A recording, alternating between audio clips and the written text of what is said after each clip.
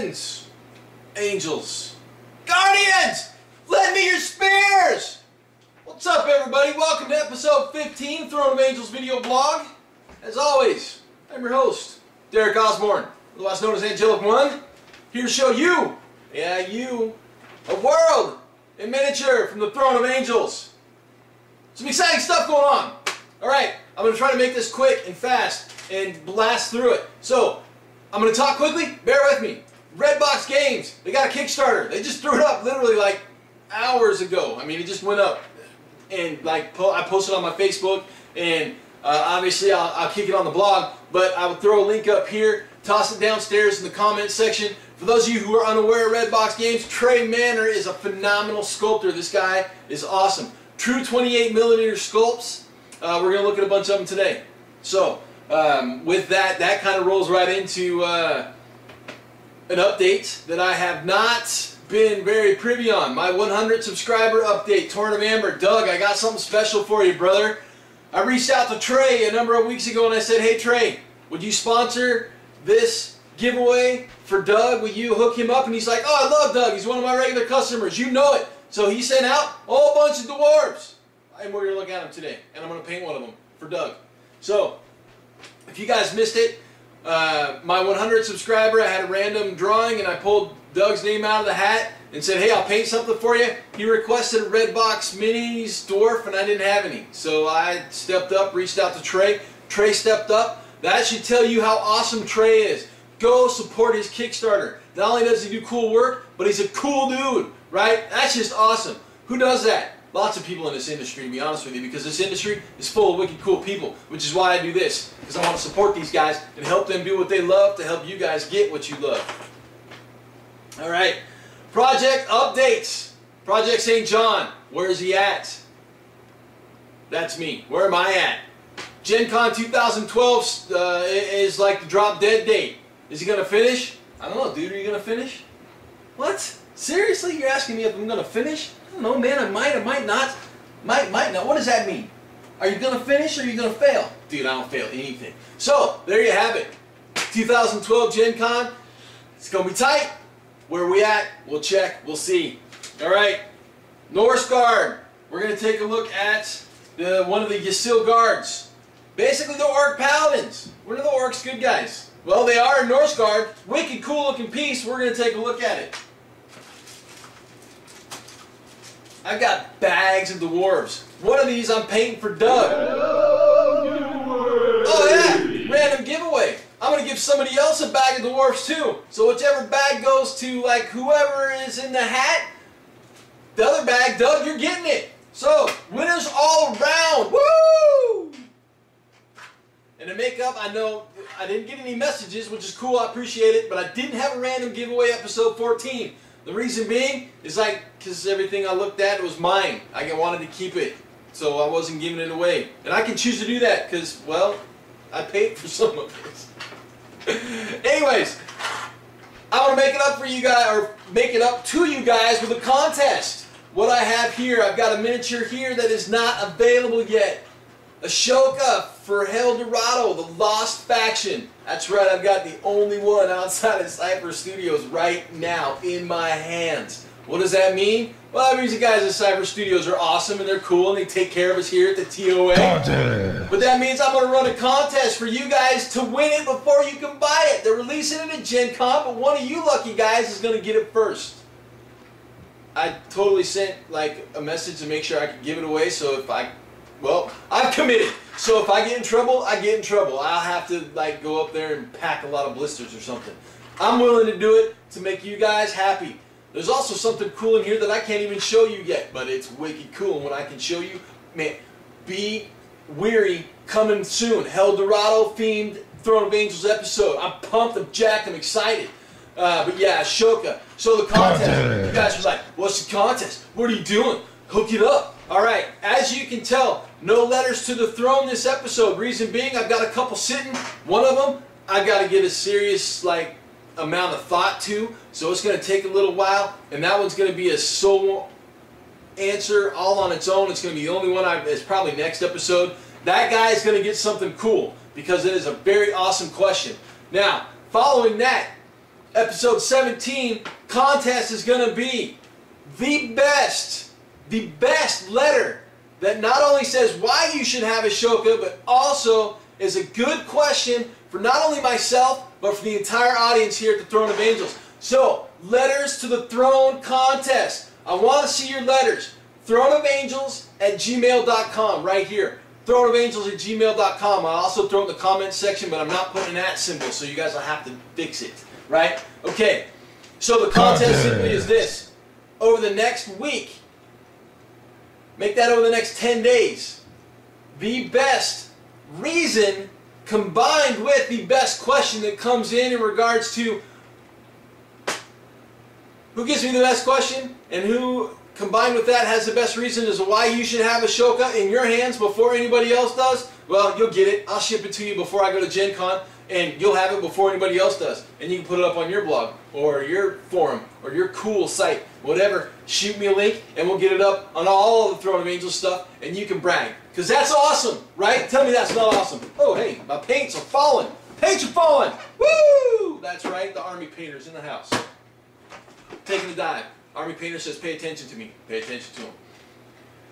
All right, like I said last episode, the first ever head to head. That's right, head to head. What we got going on? Secret weapon miniature bases versus micro art studio bases. We're gonna check quality. We're gonna check price. We're gonna check how cool each product is, and then we're gonna bust out a clear winner, right? We're gonna figure it out, and I'm gonna do this totally unbiased. This has absolutely nothing to do with the fact that Secret Weapon Miniatures is also one of my sponsors. Justin stepped up and he said, dude, I totally would love it if you did that. I didn't contact the guys at Micro Arts because, you know, for you guys that are following, you know they're having kind of a rearrangement, change thing going on right now. So quite honestly, I just bought some Secret Weapon bases. I bought some Micro Art bases, right? I paid money for these out of my pocket, so that means I have to be biased because, well, I paid for them, right? Well, I'll be biased anyways because that's just the kind of guy that I am. So, that's the end of my list. What does that mean? That means episode 15 is a go! Progress. Update. Alright! Project Update St. Luke. Or I should say Project St. Luke Update. I have one model. This is not even done. This is the only work that I've done in the last week. But it's a weaponsmith, and quite honestly, it's a character, kinda ish, right? He's a solo, or effectively somebody who does not operate in the confines of a unit. So I wanted to spend a little more time with him. Now, as you can see, I've gone kind of with the very neutral tonality. I still have his weapons and the details on his face to do, but his skin is done. I've finished up pretty much everything that is not metallic in regards to his clothing and his bib, as well as his little tool belt carry case action there. Got a little cleanup to do underneath those tools there in regards to basically mixing his tunic in there, because I believe that is material, or that material is similar to his coveralls. So as you can see, I've got a lighter brown leather-ish look to the coveralls, and then I went with the green for his pants, his shirt, and his gloves. And the reason that I did that is I wanted to give a nice contrasting color to what we have going on in regards to basing. Now remember, the basing is going to be red. Also, I am using weathering pigments in most of the metals, as well as some of the basing. So the green, obviously nice contrasting color. As you can see, the skin tone, I used nothing but Secret Weapon washes and the Army Painter skin flesh tones in there. A little bit of mixing, a little bit of blending, but as you can see, since he's a solo model, I wanted to step the detail up a little bit in regards to refining and painting. He does have an earring, if you can see it there. That obviously will need to be metal. I might go gold, but I might not. So there's a project update for St. Luke. Once this guy's finished, I should have him done tonight. We will have 13 more models to complete for GenCon 2012. Next up, the Ysil Guard from Norsgard. Now, as you can see, this is a limited edition figure, but mine's not. I've got a nil of 70. But obviously the resins, limited of 70. I don't know if they're coming out in metals or not. Yes, I have a transformer in my pocket, and it is happy to see me. But each one of these guys comes with a card, right? Stats. If you want to know what the stats mean, the rules are free to download online. So hit the website, check it out. I'll put the website up down here somewhere, obviously. And you know, point cost, life bar. That's the card. What's that? Oh, 40 millimeter base. Oh, God, I love the 40 millimeter base. I'm sure you guys are sick and tired of hearing that, but I love it. I love the 40 millimeter base. Obviously, a two-part figure here. What do we got going on? Well, looks like an Orc Paladin to me. What do you think? That's what I think. Now, if you guys recall from episode 14, I was asked, what do I look for first in a miniature? Well, I look for a pose. And quite honestly, this pose says strength and preparedness. And that's what I like in my posing. I like a pose that tells me something. So, we're going to take a quick look at this miniature. Just super zoom in there. Look at the detail of the face. Not going to look at it when it's blurred. Alright, look at the detail of the face is beautiful. This figure, high attention to detail. Filigree in the armor. You can see it there. It's just spectacular. He's got, I mean, that chain, dude, that chain is off the chain. Get off the chain, off the, never mind. Okay. Cloak, cloak, cloak. It's bearskin, or wolfskin, or fur. It's some sort of fur. Make it orange. It's tiger fur. There you go. That would be awesome, huh? Totally awesome. That's what I'm doing. I'm painting this guy like a tiger. Rawr. So again, I will never, ever, ever be able to say this enough. When I look at a miniature, the only thing that I look for, outside of the pose, is how much preparatory work I have to do before I spray it with paint. Because I hate filing. I hate the preparation. I hate that part. That part drives me nuts. So the less I have to do, the better. And I will definitely say that with the boutique miniatures, obviously we're seeing a lot of these guys show up in resin. And resin is like huge, in my opinion, for not forcing me to do a lot of extra work. And then when there is a little work to do, it's a lot easier than filing detail off on metal figures. So as you can see there, I don't see any work that I have to do at all to this thing. We'll go ahead and put the sword arm in place so you guys can actually see what it looks like. The pose assembled. Obviously it's not perfect, but it's close. That's a good looking figure. Again, that's the Ysil Guard. We're looking at that bad boy for the game Norse Guard. There's another pose available, but that's the one that I really dug, and that is the one that I asked for. So, the Ysil Guard from Norsgard. If you guys haven't checked it out yet, again, we'll put a link up down here for you so you can take a look at the game. I'll also throw it in the comment section. I like it. I'm actually very thrilled with this figure, and we're going to put some paint on it. So, we'll take a look at it sometime in the future when I got some paint on it. There it is, the Ysil Guard from Norsgard. Well, what have we here? We got a troop of dwarves. Like literally, there's 9 of these guys. Now remember, like I said earlier, true 28mm scale. What's that mean? Well, look at that base. That's a 30mm base. That's the base they come with. The weaponsmith we looked at earlier, 32mm heroic compared to a 28mm true scale dwarf. How awesome is that? The detail on these things are amazing. Like I said, Trey Manor has got some mad skills, and I'm going to prove it by showing you the detail on these dwarves. Now, the way this is going to break out, the 3 on the bottom, these guys are kind of a little unit. They all go together. This is the one I'm going to paint for Doug, Torn of Amber. I like this one. these 5 all came together. Well, actually, it was these 5 that came together. He came by himself. But since I'm painting this one for Doug, Doug automatically gets that one. So we're going to separate them into this group of 5 and this group of 3. So the random winner gets to pick between one of these two. The other bag, that's going to Doug when I finish this bad boy.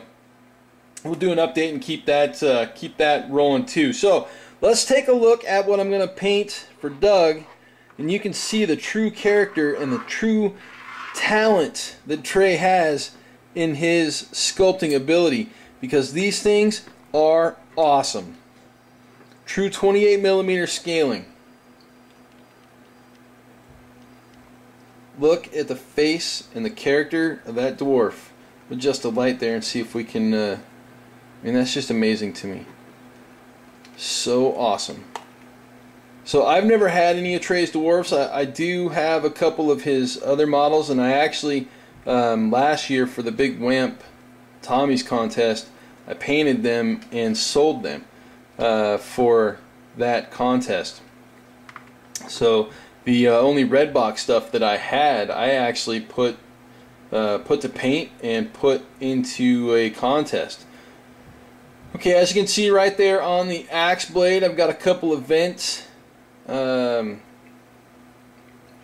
leftovers that I'm going to have to clip off. There's a couple on the back side here as well. You can see just how small this dwarf is next to my finger. I don't have a ruler handy, otherwise I'd just throw a ruler up there. But as you can see, you know, I'm looking for mold lines, right? I'm looking for work. I'm looking for work. Other than those little vents that I have to clean up, there's no mold lines. And the detail on these models is just absolutely insane. So that's the one I'm going to paint up for Doug. We'll take a look at the little unit guys. So as you can see, they're missing a head and a weapon, but they have the standard large round shield. You can see the detail and the work in the boots there, just phenomenal. We've got obviously little accoutrements on the back, pouches, pockets. Here we go, sorry about the zoom, guys. But again, the detail that Trey can get at this scale is just absolutely phenomenal, absolutely amazing. Take a look at the heads for these 3 guys. So you do get 3 different heads here, I think.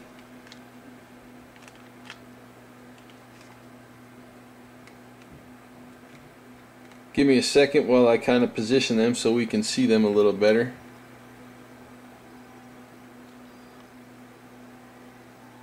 So I had to kind of set them up so we could take a look. Now, 3 different heads, because he's got a completely different helmet than the guy in front of him, and the guy in front of him has a huge ginormous beard, where this guy's beard isn't quite as big. There's a little bit of flashing in there that'll need to be, it's actually not flashing, it's a vent, the bottom of the beard. But yeah, as you can see, I do believe those are 3 different faces. You definitely get 3 different weapons with them. That's just really readily apparent by the fact that they're, well, 3 different weapons. You got a spear, an axe, and a mace. So obviously you get 3 differently armed dwarves. Now this guy's got so much character. I almost decided to paint this one for Doug, but he's more of an adventurer type, right? He's got a crock pot, or basically his cooking pan up here on his shoulder. How cool is that? I mean, you can't get any more characterful for an adventuring dwarf. He's got a bowl underneath that, so he can cook his soup and eat it too. Packing around a hammer. Obviously, he's got his pack and a bunch of extra little pouches there underneath it. He's got his little fur cloak. He's got a good solid dwarfy beard. He's also got a horn. So much character. So much character. These things are just killer. And, you know, I did go over them earlier and I looked for mold lines. And quite honestly, there's so much quality control, especially for the amount of detail and the size of these figures. I was completely and utterly amazed. Now, I will say, even though Trey provided these for review, I would spend money on them without a doubt because they are just amazing. I don't know what else I can say about these guys. Look at the other three here really quick, just so you guys can kind of see the variety in them. Take a look at the back side of that guy. As you can see, the quality, it just holds through in every single figure. This guy's got a crossbow.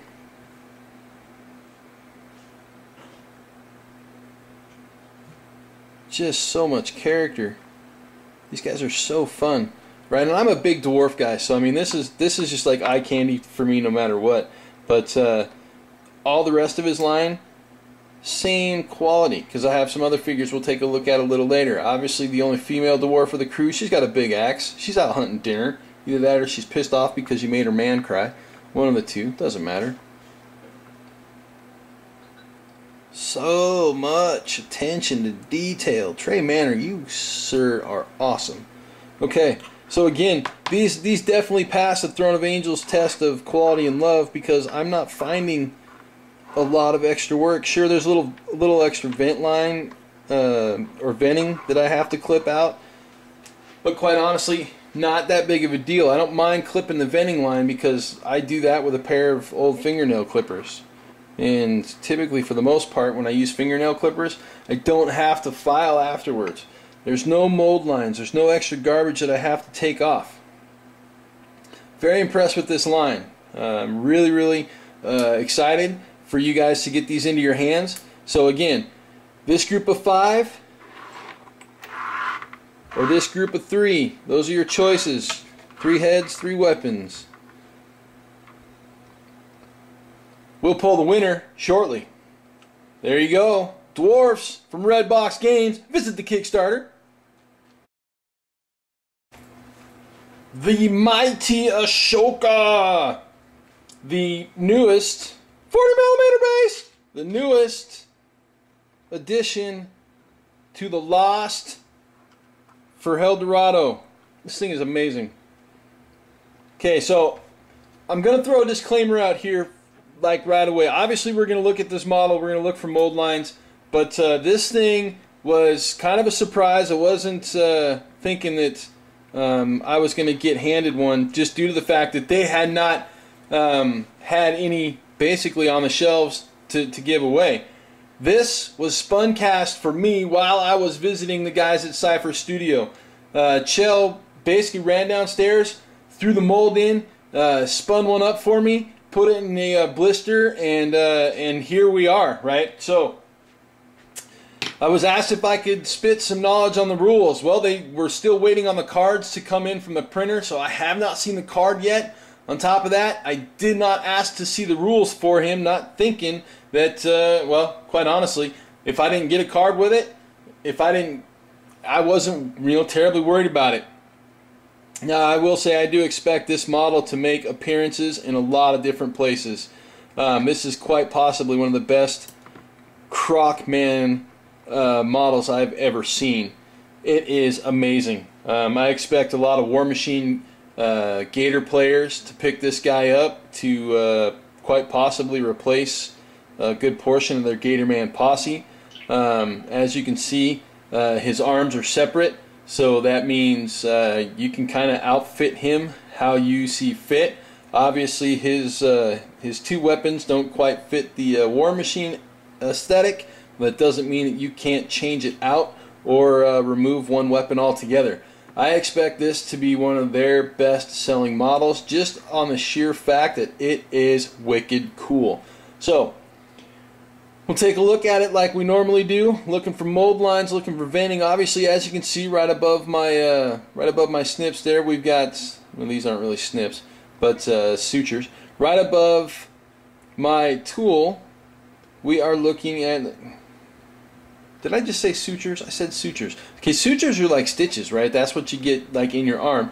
These like little things, I don't remember what they're called. I forget every time, and it really doesn't matter. I just use them to hold my miniatures. Okay, back to the topic at hand. Man, holy tangents. I'm sorry, guys. Obviously, we've got a vent line right there in the middle. And it'll get snipped out. Big deal, I don't care. Right? Vent lines I don't care about. They don't bother me. Mold lines, however, drive me nuts. Now again, this was spun off of a brand new mold. So for me, it's without a doubt beautiful and clean. Dead sexy. So let's look at some detail. Right? Look at that face. Only a face a mother could love. Or, you know, some other... Here, move the arm out the way so we'll focus in on the face. Look at the detail on that. That is amazing. I didn't even ask who the sculptor was, and I really should. Really should. I should get that information. He's got killer belly plate armor. Little sash there in the back. The scaling on the back looks just like a gator scaling. Research obviously was done on this bad boy. Get the lights spread a little bit so it's not so washed out. There we go, that's a little better. Beautiful piece of work. Obviously the tail's separate. So we'll kick back, we'll take a look at the tail. I'm not going to squeeze too hard on this because I'm going to give it to somebody, and I don't want my teeth to have left any marks. So we'll just use our hands. Again, looking for mold lines, looking for mold lines, looking for mold lines, and I don't see any. But I see great texture and great detail. Texture and detail. We'll throw that down and we'll zoom on it. Zoom back just a little bit. Texture and detail. And my finger. Yes. Everybody loves a big fat finger. Okay. Let's look at the weapons, the weapon arms. These things are awesome. As you can see, matching weapons. It's okay. It's okay, Lucy. It's okay.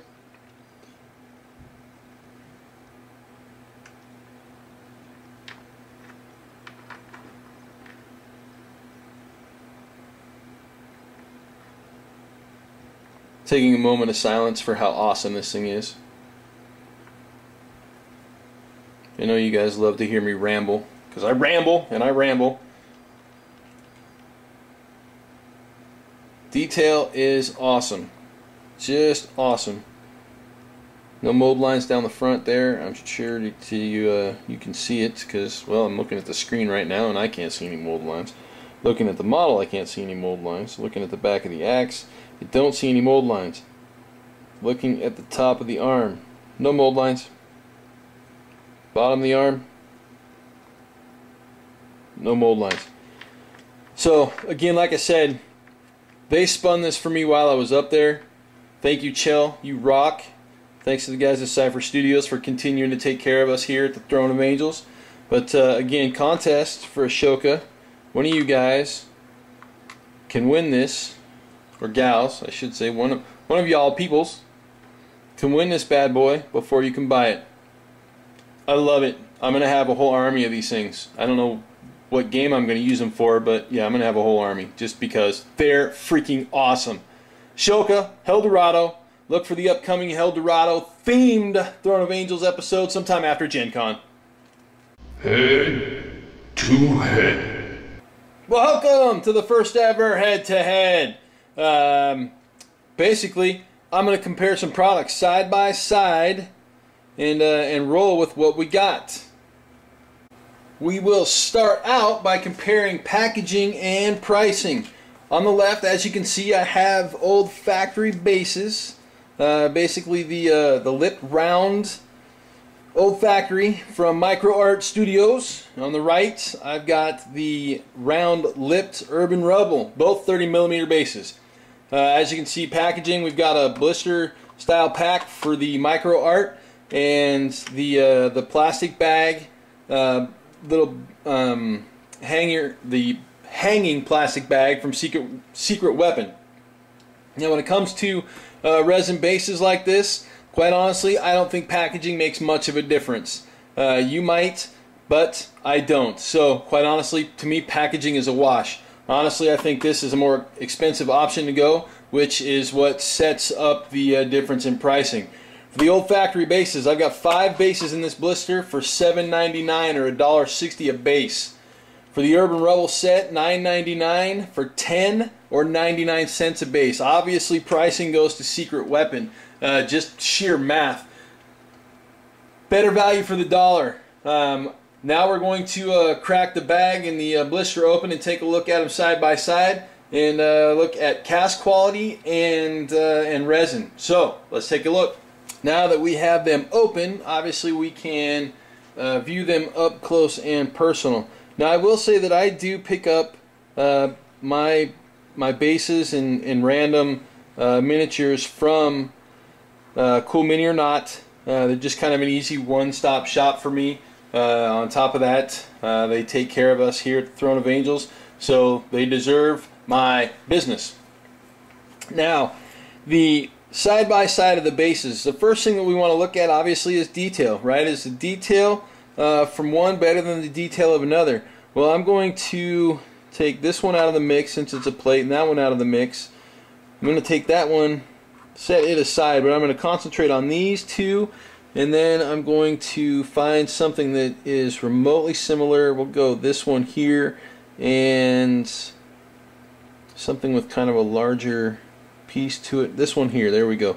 Alright, so we will take a look at these 4 in a side-by-side detail manner. Now again, the reason that I pulled these 2 is I was looking for something kind of similar in scope. Actually, I think this one, no, maybe this one. No, this one. This one for sure. Okay, so this one will look or work a little better side by side. Now obviously we've got 2 different style bases here, right? Old factory bases and Urban Rubble. Similar in style, just a little different in theme and what they are. But larger detail on one, kind of smaller details spread out a little bit on another. Okay, we're going to zoom in and take a look side by side at detail.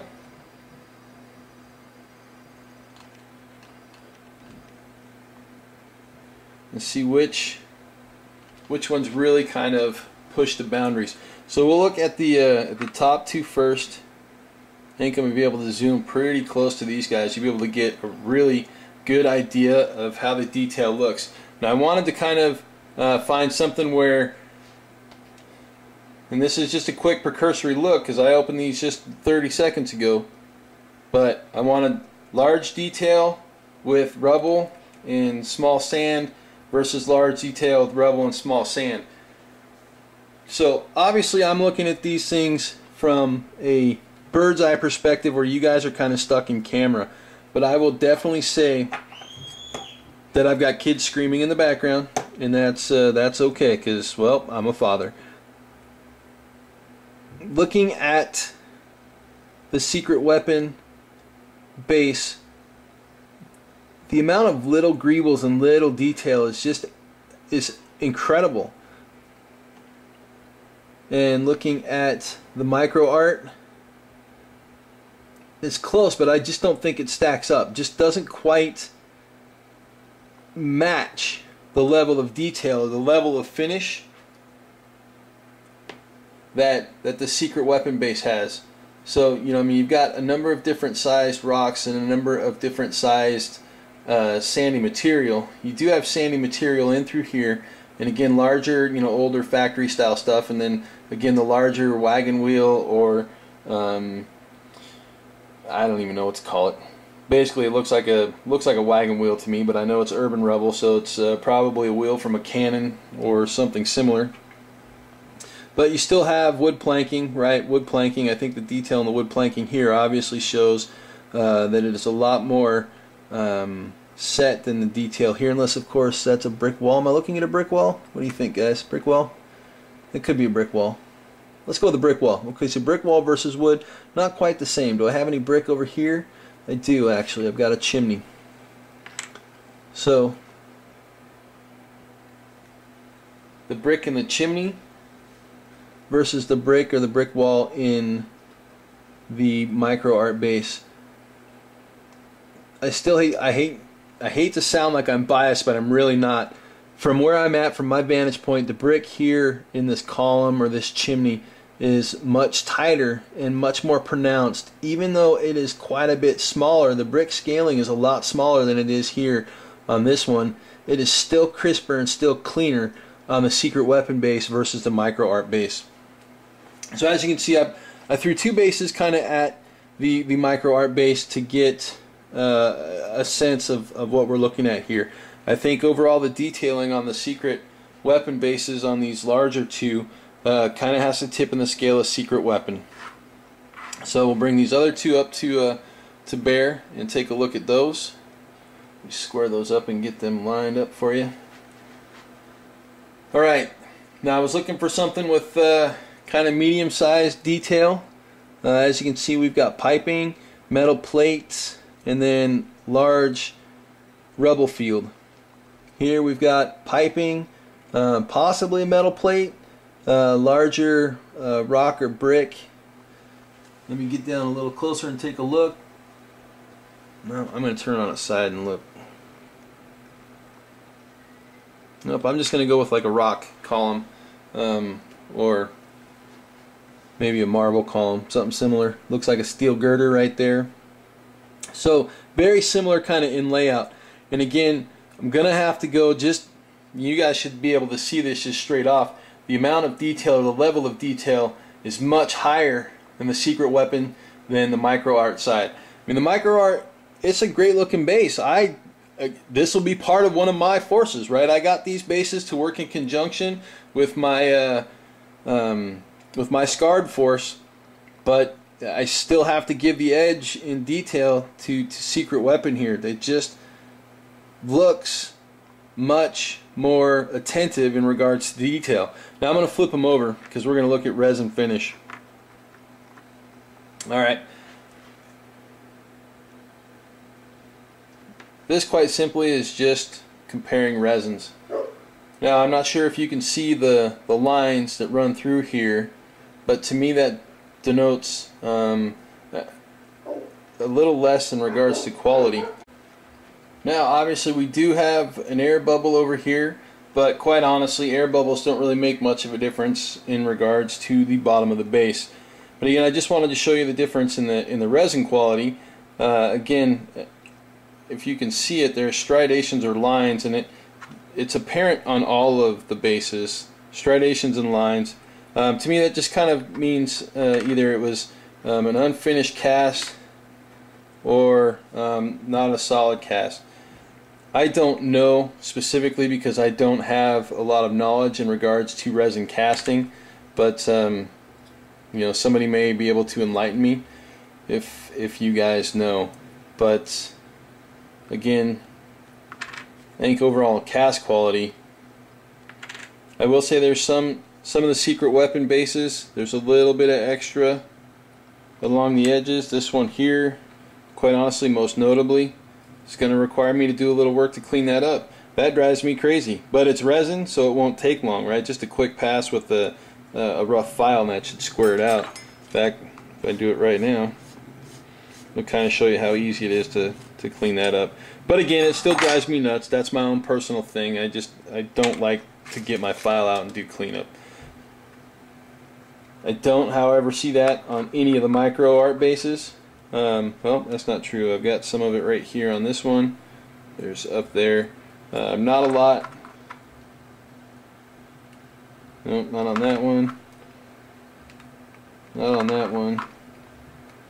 And not on that one. But in terms of quality, detail, and pricing overall, in the mix, I really have to side with Secret Weapon here, just due to the fact that their bases are 99 cents a pop versus $1.60 a piece. As you can see, the detail in the basing is totally one-sided towards Secret Weapon. And, you know, I mean, if we want to look and compare other ones, I mean, we totally can. Give me a second, or excuse me, I meant to grab, there we go, another micro art. Here's the other micro art. And then the final of the 5. The level of detail in the Secret Weapon there's no comparison. Give me a second, I'll grab a pair of 50s from both lines and we'll look at 50s. Okay, as you can see, I've got a pair of 50s here. Again, from the same lines. This is the Urban Streets, I believe. Let me double check. Yeah, Urban Streets, and this is once again from the same line in regards to the old factory bases. Now, as you can see, detailing obviously is a little bit different. I went for a couple of different looks just due to wanting to have some variety in my basing for this force. But cracked concrete, rubble destruction. Here, obviously, old factory's old factory. You've got a large pipe, brick wall, smaller pipe, diamond plating or steel plating, and more greebles here. Some strewn rubble, and I believe that's a piece of chain. For the most part, can't really make a direct comparison, but tightness of details, really, I still think kind of this one, I would give it to either one, right? Tightness of details on both bases is totally there. So we've got excellent crisp casting here and good crisp casting here. This is kind of ishy, but this is awesome. The base with the pipe, you know, we've got a hollowed end in the pipe that we can pour some water effects out of, or make, you know, drippy droppy. Still pretty cool. Totally down with either base here, but pricing on them, again, pricing is really weighted to the side of Secret Weapon. Now, one thing that I will say, Secret Weapon Miniatures does have a base trade-in program that is extremely unique to any other basing company out there. If you've got a number of, say, micro art or other bases that you don't want or that you won't use, you can trade them in and get Secret Weapon stuff. And I will say, I know Mr. Justin is on a quest to have more base styles than any other company out there. And the guy's a machine, right? He just straight sculpts bases like nobody's business. Now, wrapping it up, again, I'm going to have to side with Secret Weapon here as the overall. Looking at the 30mm versus the 30mm, I think the cast quality, the detail is better on the Secret Weapon side. I think that the pricing, well, I can't say I think, the pricing just straight up is better on the Secret Weapon side. Plus you get 10 bases for a unit in one package versus 5 bases for half a unit in a package if you play certain specific games. Typically War Machine, 40K, that kind of stuff. 10 bases, that's your squad, right? So save yourself some money, getting a little bit of better base quality with the Secret Weapon stuff. Hands down, in my opinion, and this is being as fair and unbiased as I possibly can, I think Secret Weapon wins this head-to-head. Yo! Wrap up! 1-5 in the history books. It's done. It's complete. It's finished. Got the magic hat in hand. Yep, it's the magic hat. I said it. It's cool, isn't it? I'd wear it, but it's full of names. There's like 200 in there. Now, quick wrap. What we got? Norsgard, Ysil Guard, Orc Paladin. He's awesome. Straight up pimptacular. I'm going to paint him, right? I mean, it's a beautiful miniature just to paint. But the rules are free. They're on download. Hit the website. Pick them up. Redbox Games. Kickstarter. Trey Manor. Guy's got skills. Support him, right? Hit the link. Go check out what he's got. Guy's got skills. Need your help. Dwarf giveaway. This is from a YouTuber. Y'all are gonna laugh. Mr. Justin Minis. Yo, man, you get your choice. Either the pack of 5 or the pack of 3. I'll shoot you a message. Right there. Mr. Justin Minis. One of y'all get one of them. So, the other one, that's going to you, Doug, after I finish painting up your 100 subscriber winner. Alright. Ashoka, the contest.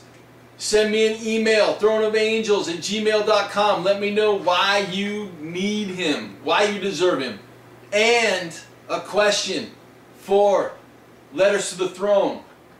Best one wins. I'll send it to you before GenCon. It's all yours, right? Straight up. First head-to-head. Boom! Mr. Justin, the secret weapon, blowing it up. Quite honestly, I was as unbiased as I could possibly be, but y'all saw it. Proof is in the pudding, right? Take advantage of his trade-in program. It's cool. Throw some secret weapon mini bases on your stuff. Can't go wrong. Stuff's awesome. Now, what else will we look at? That's it, right? Oh, Project St. John. Is he going to finish? I don't know. He might. He might not. Success, fail, success, fail, success, fail. We'll figure it out. All right. That's 15. 16 up next. Let me know what you guys want to see. You want to see another head-to-head? Shoot a comment. Throw me an email. You guys want to see something specific reviewed? Let me know. I'll pick it up. I've done it before, right? I did it with Ashoka. I got a request. In fact, the request to review it, I drove the Cipher and they just hooked the brother up. That happens now and again. So, GenCon coming up next month. I believe I only have 2 episodes to go before I get on a plane and fly out there, and then I'm going to have like all sorts of craziness from GenCon. We'll probably have to do 2 episodes back to back to get all that stuff in. But we'll get it figured. We'll get it figured. Alright, thank you guys for joining me. I appreciate your attention. Now again, don't forget to subscribe. If you like it, like it. If you don't like it, leave me a comment. Let me know what you want to see. Let me know what you want